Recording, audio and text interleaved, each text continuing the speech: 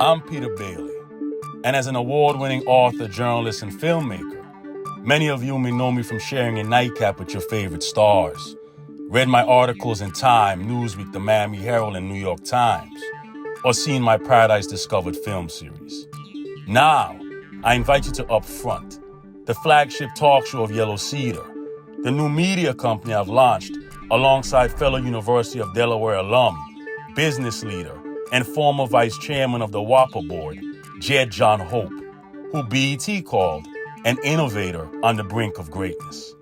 Our mission is simple: to elevate the discourse in our native Virgin Islands.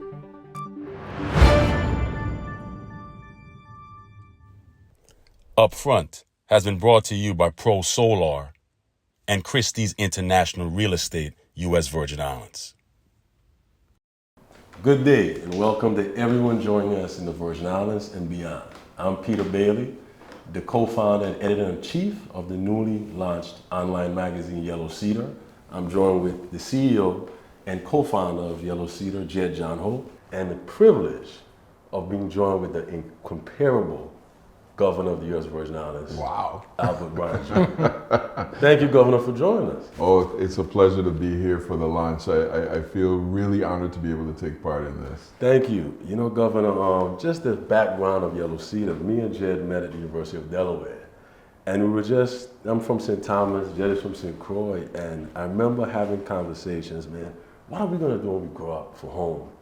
You know, and 20-something years later, yeah, it's crazy. It's crazy the journey, right? Like Peter and I, very strong personalities, as you know, and always arguing the whole St. Thomas versus St. Croix. So it's cool. 25 years later, they're about to come back and start a platform to engage the community and give back. And what we really wanted to do was add more voices to the landscape. Mm-hmm. And we thought with Upfront being our signature series, it was important to start with the governor and hear a little bit more about your background, your accomplishments, your challenges, and talk about legacy. You've got 2 more years, right? So what do you have in store for the Virgin Islands? I got 2 more years? It went by fast, right? It evaporated, sort of like that 25 years. And I think it's important work that you're doing, especially because, journalism has been reduced to a TikTok video, which you can stick it in 2 and 3 minutes. And I think it's important for people to understand that leaders are not one-dimensional. Stories aren't one-dimensional either. There's always multiple ways of looking at whatever it is we're debating at the time. So let's start from the top. I know Albert Bryan. Yeah, some of us know Albert Bryan, but tell us a little bit more about the origins, the start, who you are, growing up in the Virgin Islands, and what motivated you to become governor. I told this story a lot at the beginning, and I guess time has passed by.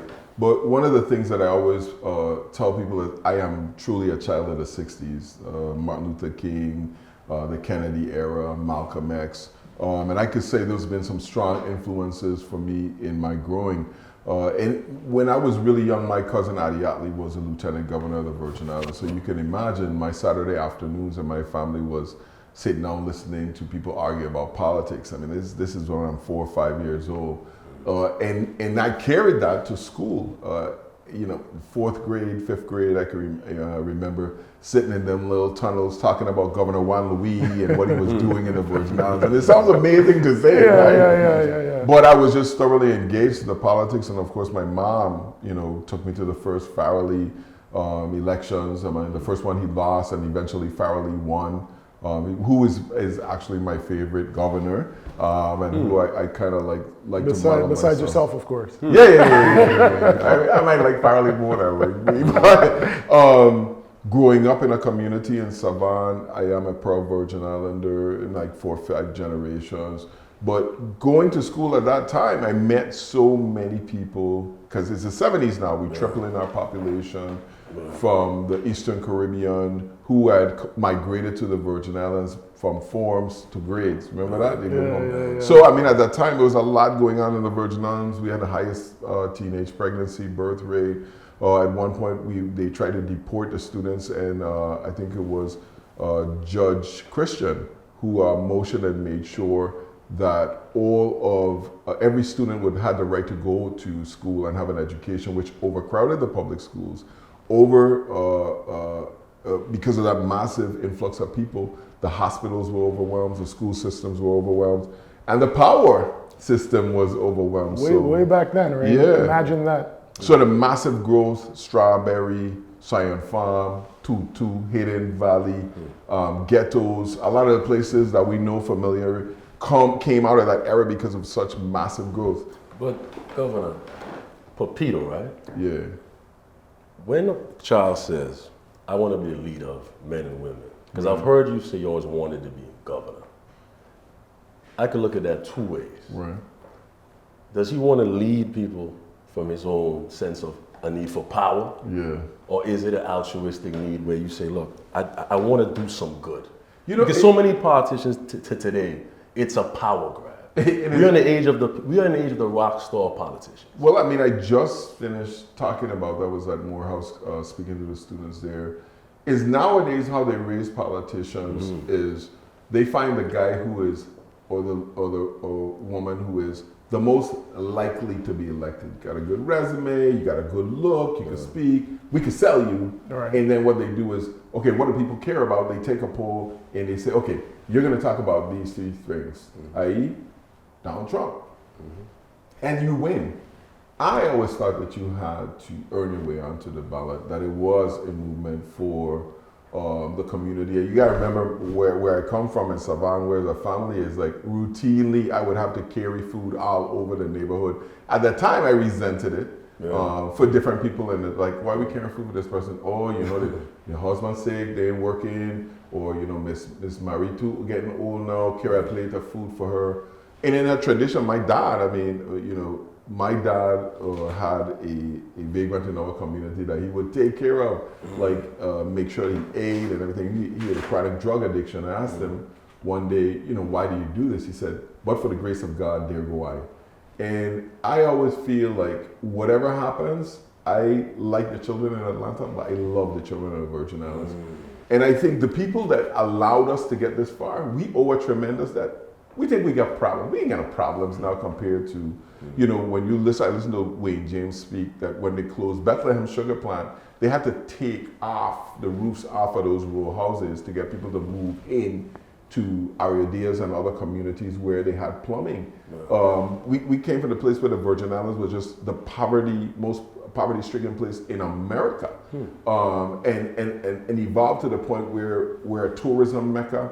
We have heavy industry. Think about that in the 60s and the 70s with all this property that you brought in: alumina, rum, oil, pharmaceuticals, textiles, and really revolutionize the island at the same time that you're tripling your population. Those people had like real massive problems and limited resources in order to do with it. You know, you talked about the boom and the progress that we made from the 60s to 70s. What would you say to the person that says, well, the Virgin Islands has peaked? Because our GDP peaked in 2007. Our population has declined by, what, 10%, 20% over the last, decade since the last census. What would you say to those that say that the Virgin Islands has peaked? I would say that the people who don't know their past are doomed to repeat it. And when you look at the Virgin Islands, yeah, we had 9/11. Then we had Hugo, Maryland, 9/11. That crash really tore us up. The Great Recession, the energy crisis when WAPA went to 53 cents, and then you had the Havensa closure, and then two devastating hurricanes, and then COVID.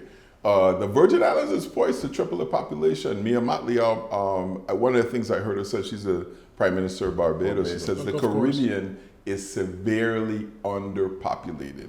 So let's speak on that. To your point, Jed, about the peaking, right? This is upfront. Right. So let's get upfront the issue of inclusion. From what I'm hearing you say, Governor, what the strength of our region, our islands, is conclusion. Right. But there is an existing Virgin Islands community that's been here. Right. And the rumblings of the community is, wow, where do we fit? Right. Where do our people fit? Right? Where with the Virgin has always been new people coming in. Yes. We were a port. Charlotte was a port. It's a selling and trading. So there's a mystique that for the larger world, wow, I can go to the Virgin Islands and create my dreams and create this blank canvas and I can do whatever I want.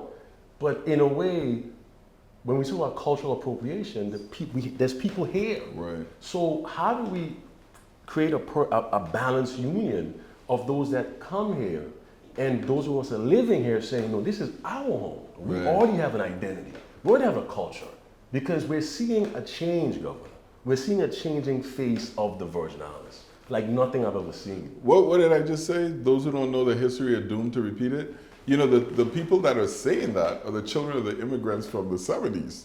If you think about it, because if we all go back, I'll go in a room. Because I'm one of those, my parents are from Greenland, Trinidad, so I'm one of those. and you just said it. And when you go into a room, somebody like me, I always test it and say a room full of high school students, say everybody in here who's born in the Virgin Islands, stand up. Everybody stands. Everybody in here who has one parent born in the Virgin Islands remains standing. Half. Right. Everybody in here. So you're saying I'm a gentrifier too, technically. Yeah, so I mean, when you see it, that's a fascinating concept. So it's hypocritical for me as a child. Did I say that? This is upfront. We're being upfront. Because there is this. I was told the other day, you're not an ancestral Virgin Island. I'm like, but I've been a bastion of pushing our society. But Peter, you're a native. You're not an ancestral Virgin Islander. So you stop me, because technically, if we're saying, well, Peter, all these other people are coming, shifting the demographic, but Peter, maybe your people did that too. Interesting.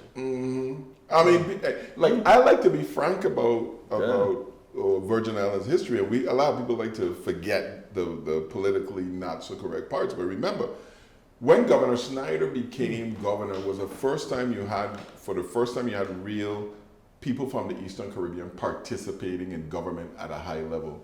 When I was young, the people from the Eastern Caribbean used to iron the clothes, wash the clothes, drive the taxis, and work in restaurants and hotels. They're the people that build the Jovensas and the Martin Marietas. They came from all over the Caribbean, Trinidad, everywhere. Wow. And so we're going through that again, right? We can't do it with the people that we have now. But what have we done for the Virgin Islanders? As a Virgin Islander, you could get fisher and farmers loan up to $50,000 with no collateral. You can get a slice program up to $200,000 on your first home. You get free college education if you graduated from a Virgin Islands high school. You are in line for grants and everything. You could transfer from that school and go to any other school on the mainland, Howard, North Carolina, and pay the same tuition you're paying in the Virgin Islands, which is zero. Yeah, I did not know that. Yeah, which is zero. At the same time, the building programs we're doing for housing for Virgin Islanders, they have requirements. They have to be living here for 5 years. So even on the vocational side, we're exposing those programs to get people involved. But I think the block for us is we can't see the forest for the trees, number one. And people would prefer a familiar hell than an unknown heaven. And if it's one thing that I think that we've learned to do over the last 10 years, I won't take credit for it, is rapid change. So we have been able to adjust very quickly to change, and we don't give ourselves credit for how resilient we are.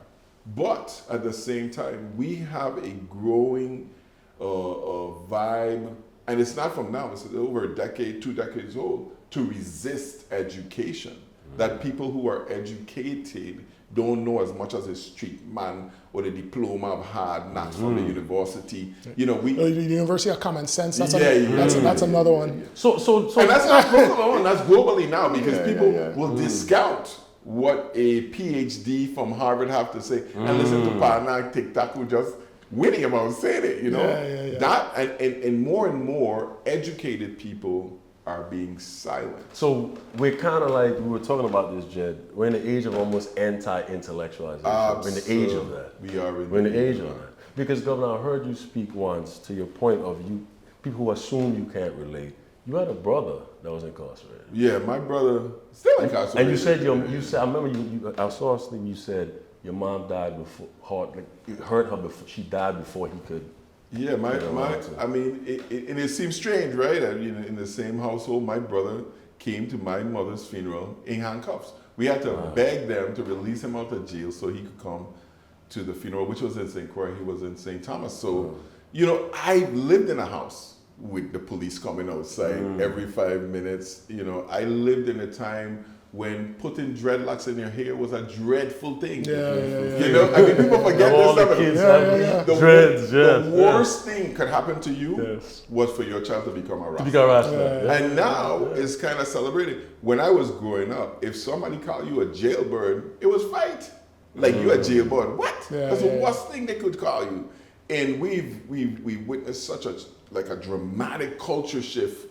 Not just here, and it's the whole United States. It's the whole culture of gangster consumerism almost. And people of color have been taught to reject intellectual. Absolutely. And if you look even now when I look at TV, and I've been studying this, is when you see black men on TV, they're like caricatures. They have to be like clowns in order to be recognized. A Caucasian person could sit down and explain themselves very intellectually about football or any other stuff, but if you see the black guy, he has to be a coon. He has to be a coon. I mean, he has to be dancing to something. He has to be entertaining. We have kind of forgotten that there's incredible intellect in the Virgin Islands and in Black America. Okay, so Governor, let's be upfront. We were discussing this, the characters. Right. We're seeing this, but when I think about the dichotomy of the Virgin Islands and what we are becoming known for, there's a lot of carnival. There's a lot of dancing and partying. So is that feeding into the same caricature of our people just being entertainers? I think it is, but the one thing I think we still, like this seat, people still take seriously. And you're burning with a question. Yeah. Like that to me, you know, like not anything against Fetin. You know, I like to have fun and party as much as anybody else, right? But I see every other week we're giving the keys to the city to an entertainer, but there are a lot of Virgin Islanders making real contributions to this territory and this country, and they're not receiving the same fanfare. For example, Secretary Todman is in Biden's cabinet, right? I just learned that. Just blew my mind. But no one's naming a street after her. We ain't naming a water glass after her. But you know, an entertainer, a DJ, every other week it seems like is celebrated. Where are priorities? Why is that? I think about it. I would yell. You know what the thing is though is like, do we really honor that? You know, Draganza Roach is like one of my people that I listen to on a regular basis. We don't get a chance to sit down and talk. I remember he said something. He said, "No one is getting educated for the sake of being educated. We're getting educated to make more money or to live in a different neighborhood, to drive a different car. But the very value for education itself has turned into a system of just attaining papers, diplomas, degrees. But the intellectual conversation is certainly lost. And, you know, I am constantly chided for not dumbing down my message to people. You make a point. You make a point, Governor. There's rumblings, not rumblings. It's funny you say that. How do you? Because some could see you as an elitist. Yeah. Some will say, you know, Governor Bryan, are you an elitist, Governor? No, listen. Are you? It's so funny, right? Because I'm so. Some people feel that. I'm so the opposite. It's like I am way more at home in the yard and a bucket than I am in the room. Interesting. And because, you know, I think the other thing that is important for leadership, especially in this capacity, is you gotta love people, right? Yeah. I love people. I remember, and I love knowledge, so I'm a Montessori child. I am curious about everything. I speak to everybody. I speak to the people. You do. Yeah. I have said you're probably the most accessible leader we've had. But, Governor, honestly, does that, look, let's just put it out there. Yeah. When I listen to critiques of you or any leader, I'm always on the fence because I know my culture. Do we like anybody? we tend to lead with cynicism first, right? We're very negative. We tend to, but as you said, Governor, are you a bit too accessible? I might be, but I think you can't. I know you can't. You can't lead a people you don't know. You know, one of the things when I was a young upstart, you know, I had another successful friend. We're doing good things. And she asked me, she said, why do people hate us? And I said, we defy every excuse not to succeed. And this is for anybody that's successful, because I speak to successful people all the time, and I don't just speak at them, I ask them about themselves. And there's a common theme there where once you step out of the crowd and you try to do something different, you try to achieve more, you try to give more, whatever you're doing, there is a corral of people that will hate it and will try to put you back in a space where you were before and tell you you are not worthy and who do you think you are. You got to listen to the things that we say. Now that's the abundance of this world. There's so much that there's enough for everybody. We have so many gaps in the Virgin Islands, but somehow we're tricked into feeling like it's a competition All the between time. one another, and it's not. Your glory is your glory. And that was a big adjustment for me moving back home, because in the States, you know, if you're a contractor in Atlanta or a consultant in Atlanta, there's enough for everybody to eat, right? But here, there's so much competition. It's like, no. If he's getting that, then I'm not getting it. So I got to pull him down and make sure that I put him in his place. It's very frustrating at times. Even the structure of government, you look at it, like the legislature has a law that says if you're running for a public office, you can't work for the government, right? It delimits it. The licensing boards, construction, medical, everywhere you go, they set it up so they can limit the amount of people. And it worked at a time, because we had a time in our history when we needed to be protectionist. But now there's so much, but we're stuck in an era of not enough. And you don't see people Operating from a adjusting. space of scarcity. But than abundance. And you hit it. Like, I have this theory on scarcity that it influences our mind because of how scarce resources we have in the Virgin Islands. You live in a small place, you have a little bit of water, you have a little bit of energy, you have a little bit of people, you have a little bit of land.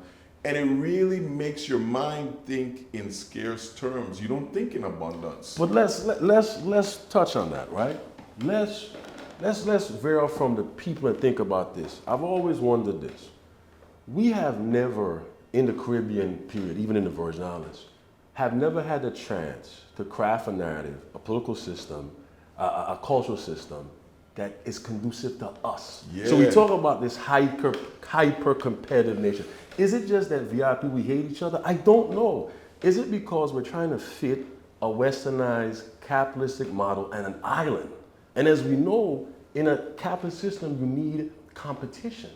So is it that our people are just, I'll just say it, we're a little miserable? Because we're angry, or we're trying to fit something in a culture that it does everything American fit with us? Let me put on my scuba tank here, because you're going deep. This is up front, folks. But you are correct, because we don't have an American culture historically. We don't. We have a European culture. So we're trying to fit almost. Look, you're right, Jed. Moving down and just transitioning home, I've never experienced such a cutthroat, hyper-competitive society. Right. Even when I lived in New York. And I can't say it's our people why we lack the morals of unity, or we are trying to find how we fit in a system that maybe not fully conducive to us. But I think we're not fair to ourselves. I mean, you're talking about, let's go back, right? Okay. I mean, who are we? We are the children of the slaves that were not allowed to go to America because we were too bad. We were going to tear up the plantation. We're taking it back. Yeah. We stayed here, and what we do? We tear up the plantation, we took over and took our freedom. And now you have... we did take our freedom. Thank you for saying nobody granted the Virgin Islands our freedom. We took it. So, and now you have generations of that, and you have to recognize that we were acculturated into a system that bred mistrust amongst us in order to keep us apart. And then after that, right, you have that till 1917 with all of the thing, and then you have the American colonists coming in and taking over and saying, hey, now we're in control. So once again, we are independent as people and in our own minds, but we're subject to a sovereign that don't even respect us as people until 1932. And not until 1968 they give us the right to vote. So we have been taught to mistrust ourselves. Human nature is to pick somebody and make them Mississippi, right? The lowest person on the totem pole. Yes, We yes. did it with the Puerto Ricans when they came and Vieques people. We did it with the Eastern Caribbean when they came. We did it with the Santos. Dominican Republic, the people from Santo Domingo when they came. A lot of Haitian and now we're doing it with the Haitians. So, okay, you say that point. I think this is the first time in our dichotomy, and maybe I'm jaded, having lived in Florida. We have a changing demographic, and I don't think we can pretend as Virgin Islanders with a large population of people coming that doesn't look like us. Right. Is that racial paradigm going to come here? Absolutely. I think it's already here, right? But we know how to live with one another, and we're very good at this. Another thing we underestimate ourselves on. But, you know, I tell people, this is going to get risque now. I'm going to say it here, This right? is up front. I'm going to keep saying that. It's when you look at Trump, people Yes. want to know why Trump won. Black people want to know. Colored people want to know. Especially from here, they don't understand it. But if there was a white man running in the Virgin Islands who was saying that we should have equality and peace and all of us should be equal, and there was a black man in the Virgin Islands running for governor saying locals should get everything and we should run it, forget everybody else, who would win? The black guy. Absolutely. So why would anybody in America where it's 13% black be able to beat somebody who is saying that? So we are a majority culture. But Yes. back again, I'm going to go back on you and say, But I don't think any culture is anti-majority, right? well, no, they're not anti-majority, Yeah. but as a majority culture in the Virgin Islands, I think we have some inherent things that make us a more confident people. Yes. But anywhere you go in the world, we have been corrupted by an American economic system and capitalistic way of life that creates certain biases and roles.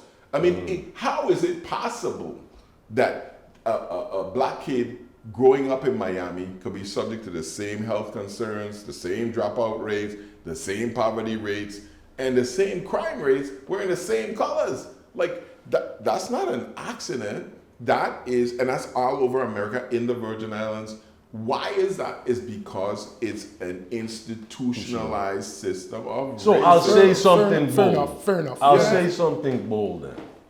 I believe, like you said, you got me earlier when you said, well, Peter, your parents are not from it, so technically people could feel you're gentrifying. Yeah. So I am all for, this is America. Right.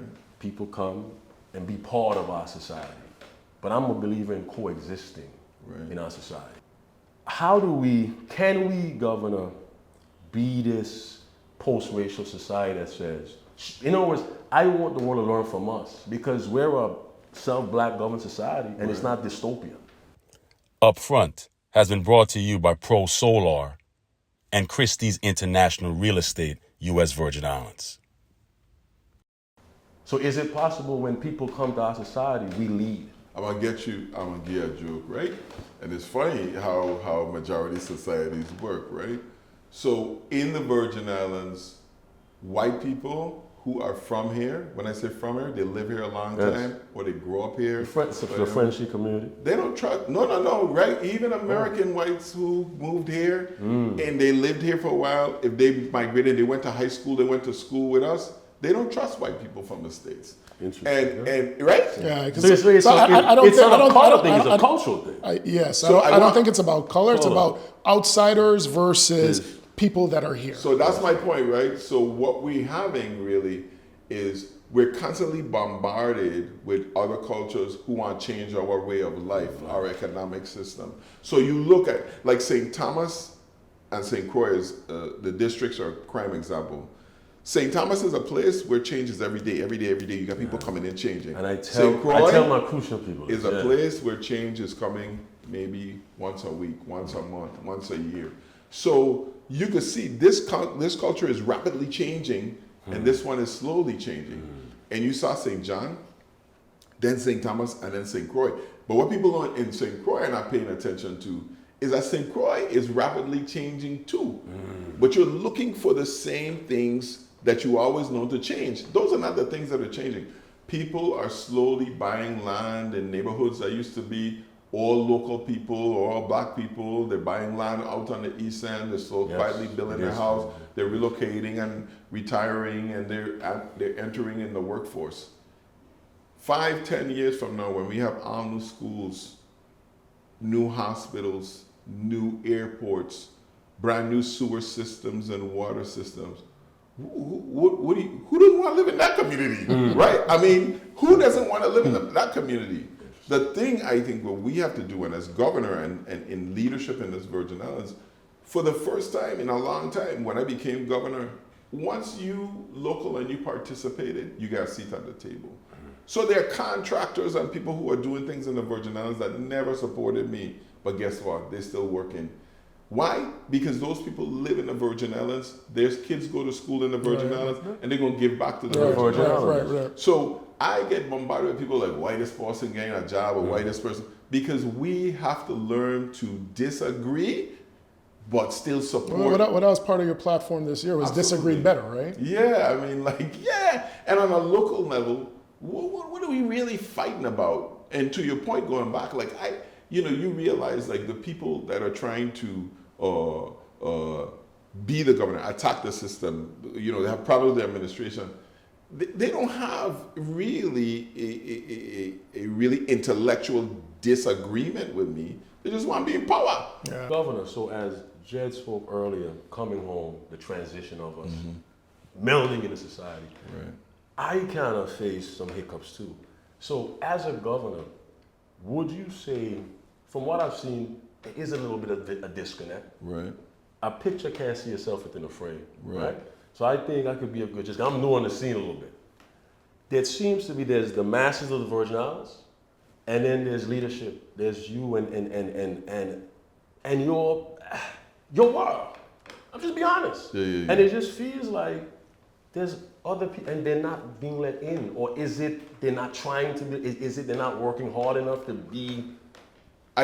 One of the things I Because I think, do see a clique, Governor. I see the Virgin. It's like a clique. but you know why though? Because Talk to me. I meet people all the time that oppose me, and I shake their hand, and they jump back, and they're surprised that I even approach them. It's a mentality that we have bred over the years that if you become the Lion King, the first thing the lion does is kill all the cubs, right? And Lions don't raise no stepkids. I always say that lions do not raise stepkids. so what happens is because of that, people have actually created their own isolationist systems and never come and ask for help, or they just assume that I wouldn't hire them, or they assume that they wouldn't be let in at the table, so they don't knock. So there's no cabal. There is no cabal, because when you look about it, it's all created and generated. Now I'm going to tell you, while I You're saying that the WAPA cabal doesn't exist. no, there's no WAPA There's cabal. no WAPA cabal. No. When you let me tell you something. Two things we can do: organize real well and keep a secret. The only thing we organize and do well is festival and carnival. Let's get real, right? When you look at what has happened over the years, we have had a goat mentality. We get to the trough, we boot everybody away from it in a drink. I have when I lined up for my re-election. We're getting deep in my story now, right? Yes, and we were sitting at a big table. I call them the 12 tribes for my partner, Jason, to say this. The 12 tribes. In order to win, you got to have 12 tribes.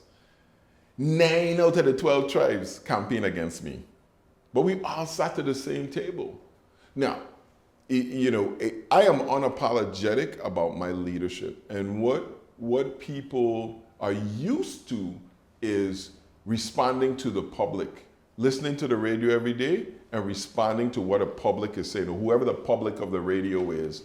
And we have made a concerted effort to address the issues. And it hurts because I have hired bureaucrats, not politicians. So we don't spend our time on the radio talking about all the stuff that we're doing. And every time I go and I talk about it, people are amazed because I'm not a politician. I realize this is one of the things, it's hurt my popularity at this time too. I don't play politics. I'm a real straight shooter. Some people say, oh, he gangster, he'll just tell people how he feel. Truth and transparency. I privilege that from the beginning. So I tell people the truth. This is how it is. And if this is what you want, this is what you're going to have to give up. We have been used to we've gotten used to being lied to so much that we can't handle the truth. So I'll push back a little bit, because as a consultant and a businessman, I would say it's kind of a shame that I would say that I've gotten more work out of folks at Diageo and Crucian and Rum and Hovensa than I have out of the government agencies like WAPA. And it's not just me, it's a lot of other contractors that I know.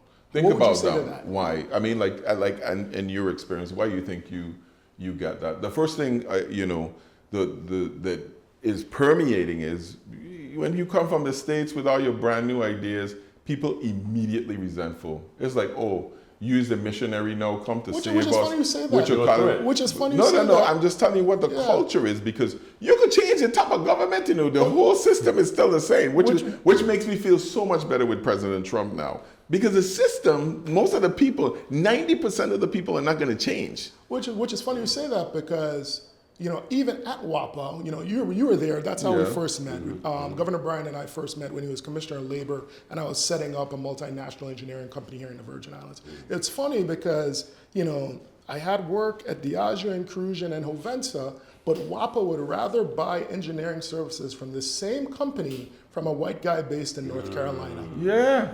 Why is that? Look, you want me to tell you my story? Let me tell you my story, right?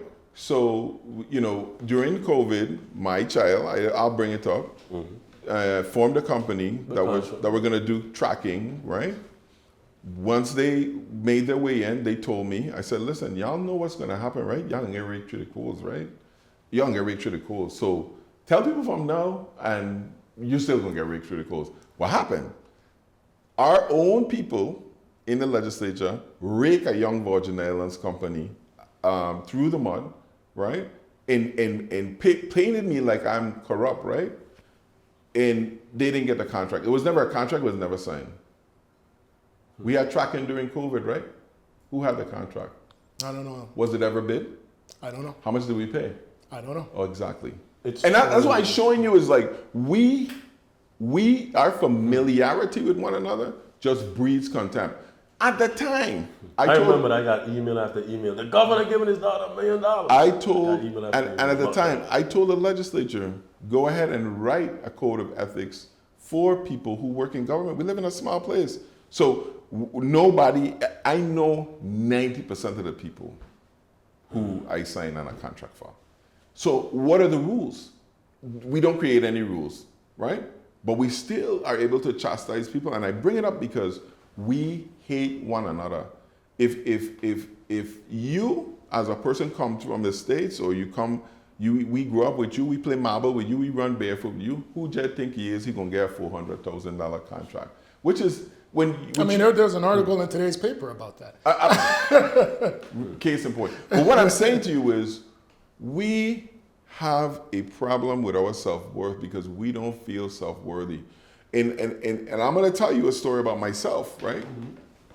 Because I'm included, and I have to really get. If you ever have a chance to look up imposter syndrome, the first time somebody told me to ask for $125,000 for a job to get paid, I couldn't stop laughing. And it was one of my bosses telling me this, and he said, when they offer you this job, tell them you want $125,000. And I couldn't stop laughing.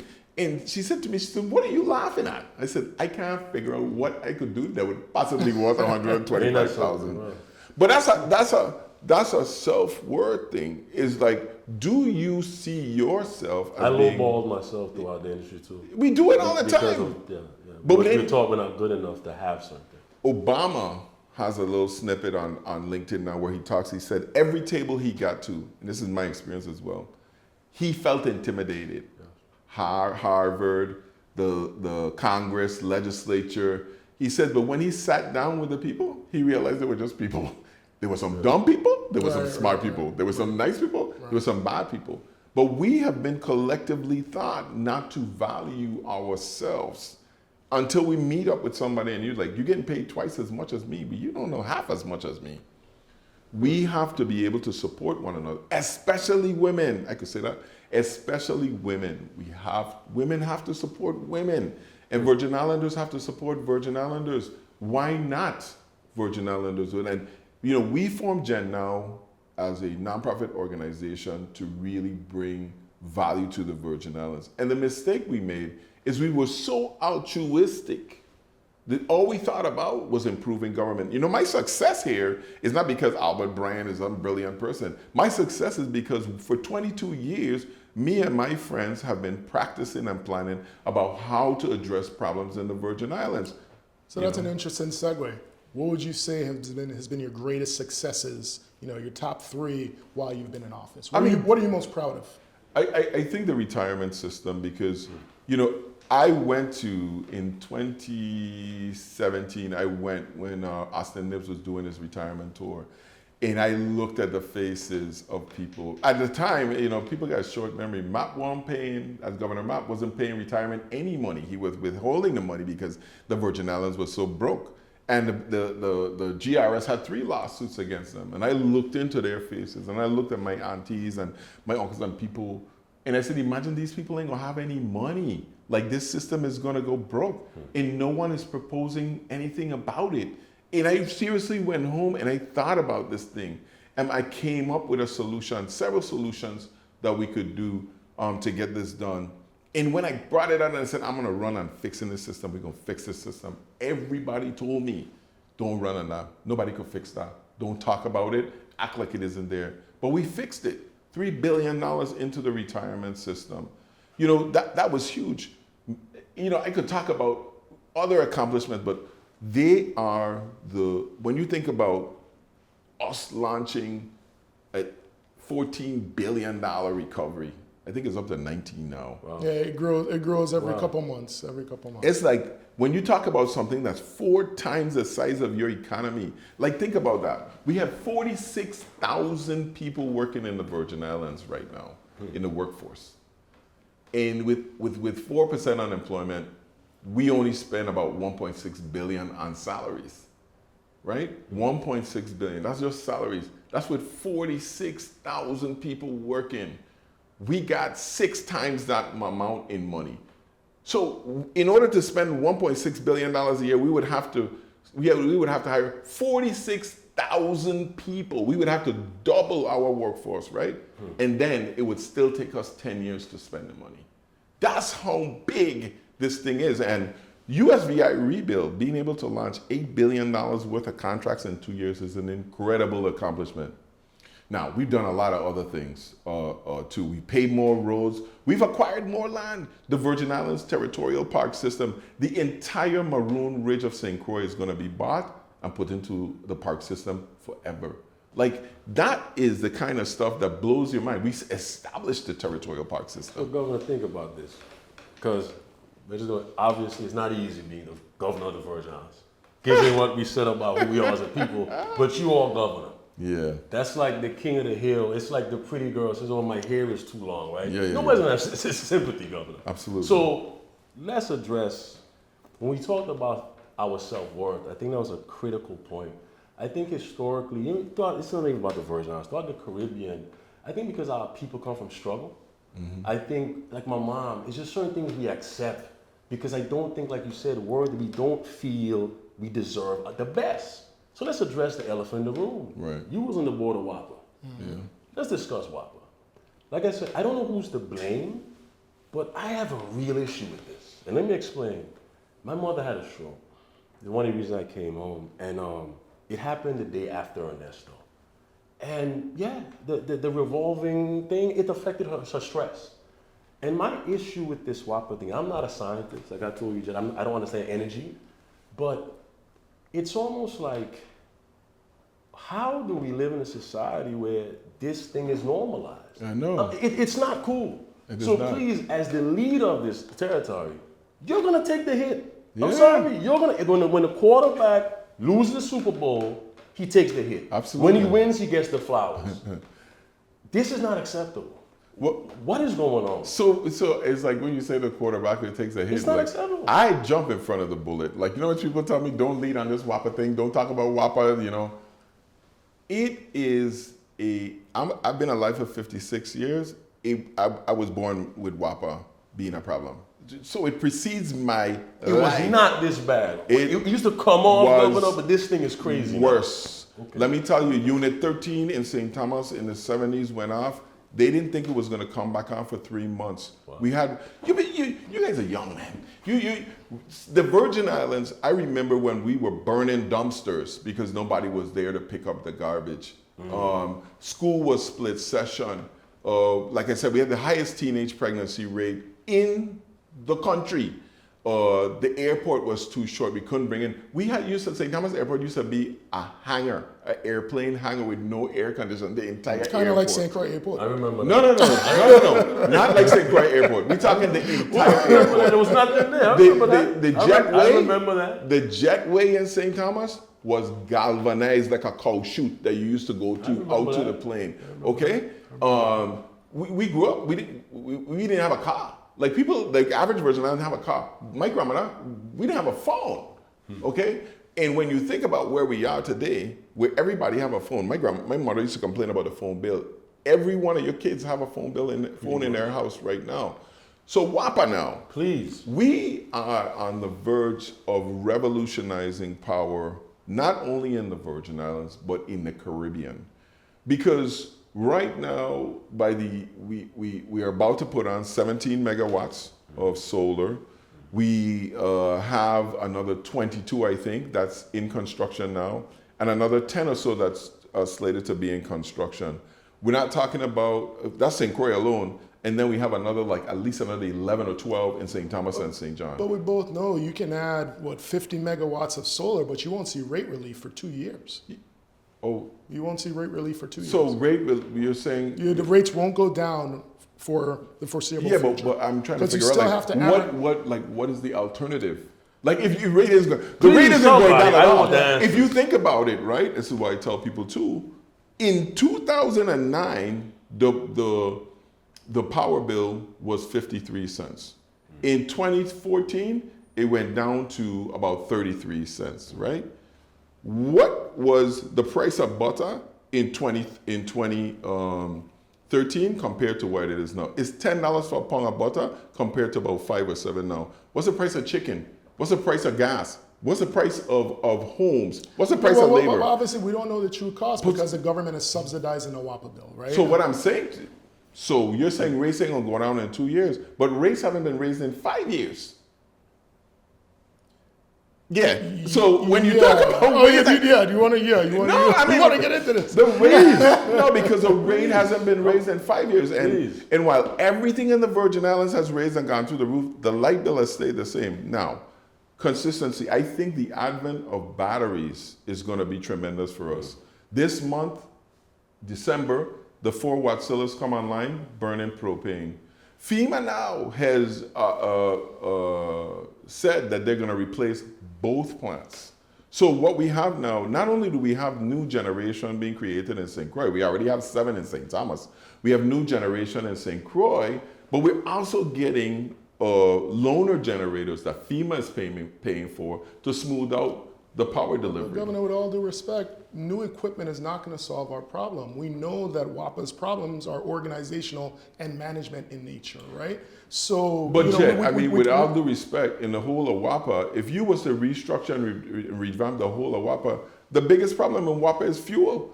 If you lay off the entire management, you would only save about $7 to $15 million. They're spending $200 million in fuel. Yes, yes, but obviously a private corporation could buy that fuel in bulk, and they're not negotiating one off for two small plants. No argument for that. I mean, I could tell you here today. So Jed, what you're saying is this is something, because we've been having these discussions, me and you, Jed, about. As Virgin Islands, I take pride in this whole concept of us being a self-governed place, and we lead this. And we've talked about privatization, or us owning everything. I'm for us owning everything. So I'm hearing, Jed, is it that we just don't have the management expertise as a people? I want to hear this. Let's be real with each other. Let's be real now. I'm not a politician. Be real, because I want to know. We're having a discussion. What I'd say is we're a very small community, right? Okay. So everybody that has a job of import here is from the Virgin Islands. That's how it's been historically. This is not true. Hold on. You guys say it's not true. The CEO of the hospital wasn't from here. The president of the university wasn't from here. The head of WAPA wasn't from here. The head of the waste management wasn't from here. So you can't say that it's all Virgin Islanders running it. Let me finish this off.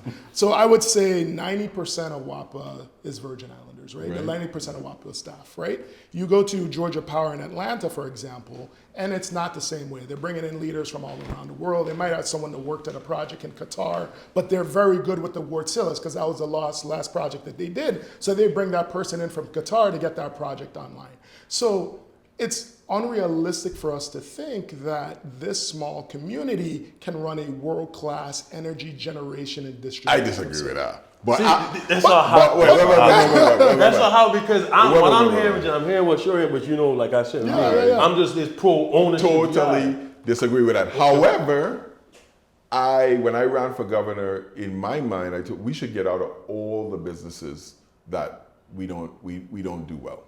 The government, it's an incredible burden on. Let's be realistic once again. Let's give ourselves some credit, right? We run 2 power plants, and we're about to create a 3rd one, right? For 100,000 people. We have to have twice. Let me finish. Yeah, good. Right? We have to have twice the resources in order to do that. So I'll just stick on power, right?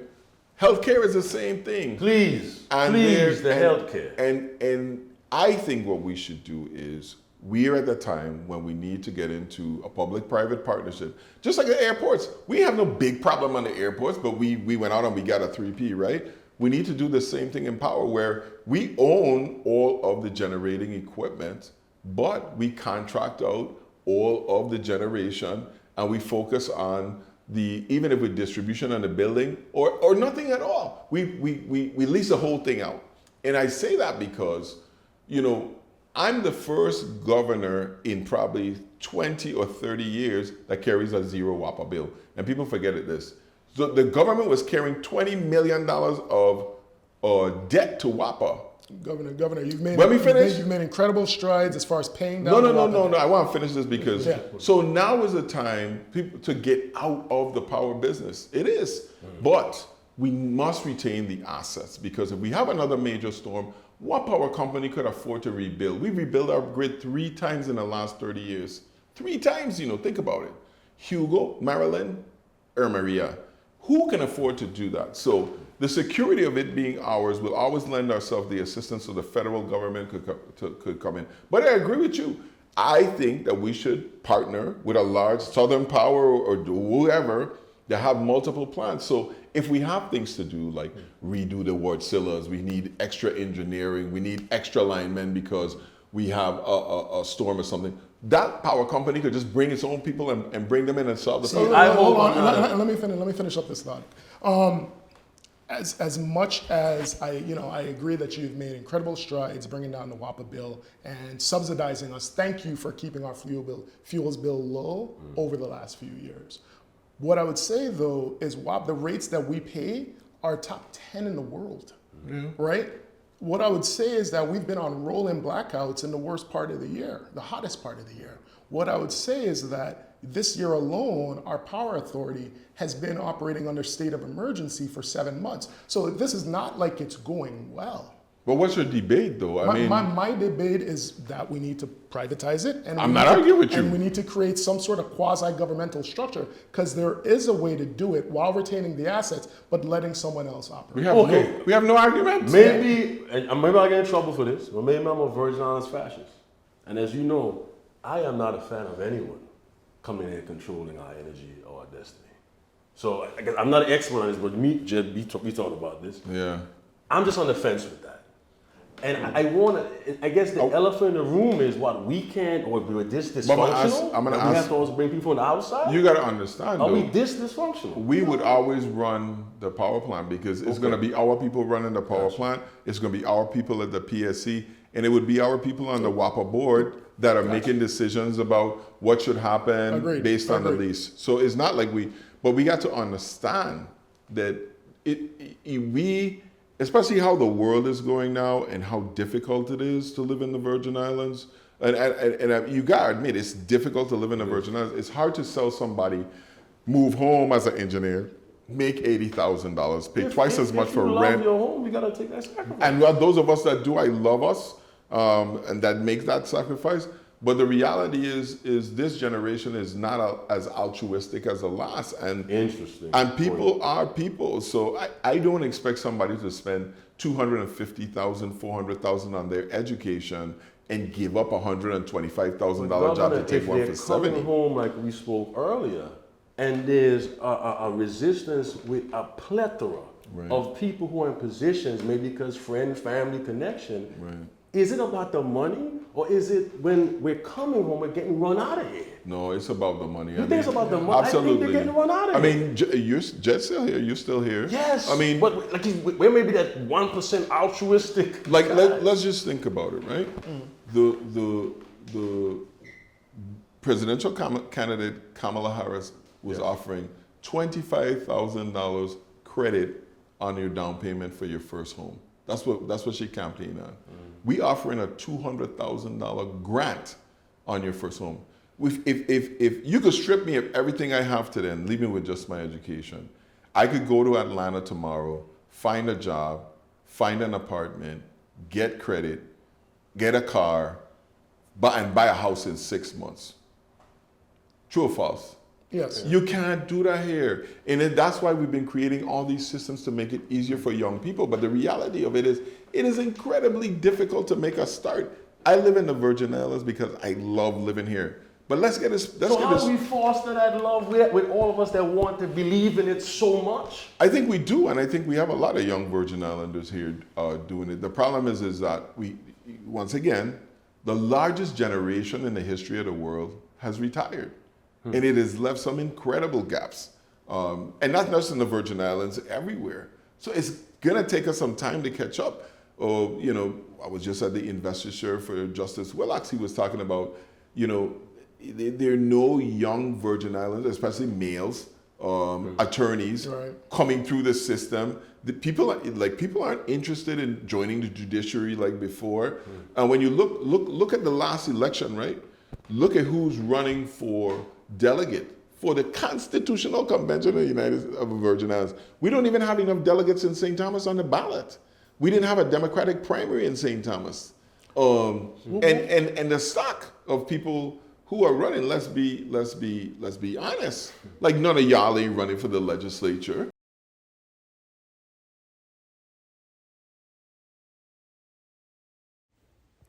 Upfront has been brought to you by Pro Solar and Christie's International Real Estate, U.S. Virgin Islands.